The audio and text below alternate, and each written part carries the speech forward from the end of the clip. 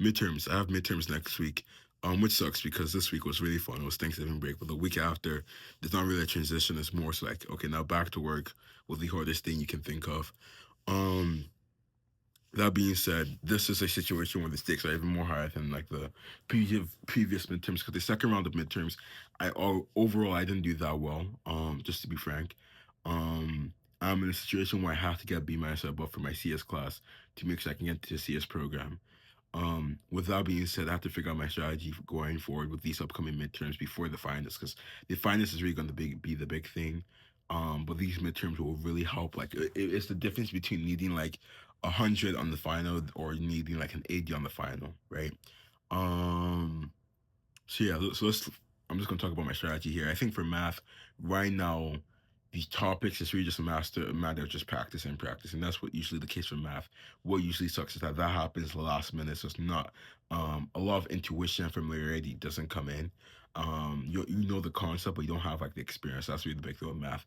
For CS, it's really just breaking it out. The concepts aren't often that hard, and really what takes the most points on the exams are the multiple choice questions. The multiple choice questions, the way the exams are broken up is multiple choice questions. You have a couple of the coding questions, like, oh, you have to code this method or whatever.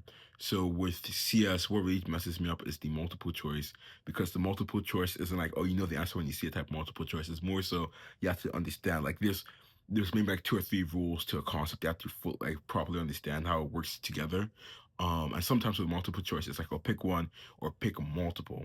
And if you pick too many options for each multiple choice question, you lose a bunch of points. Like you could lose like 20 points out of a 100 point exam, or maybe even more, and that's terrible. So really, I think the trick here is we're just gonna make sure I understand it deeply. Do more multiple choice questions, be able to explain the concept, try and like interconnect concepts in my head, and make sure that's all written down on paper, because paper is the best way to really study for these stuff.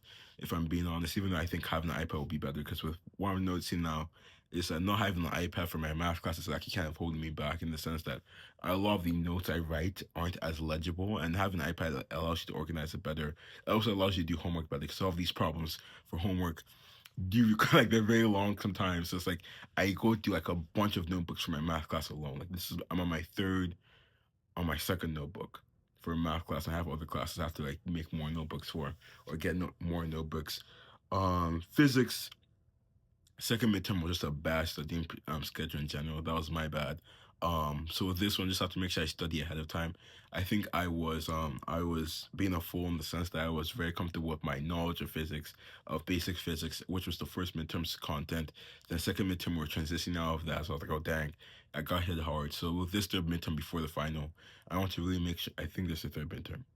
There probably isn't, but maybe if there is, I want to make sure I'm fully ready to go. If there's only no, there is, and then there's a final that has is cumulative, but then it covers more of the third part of the course, I think.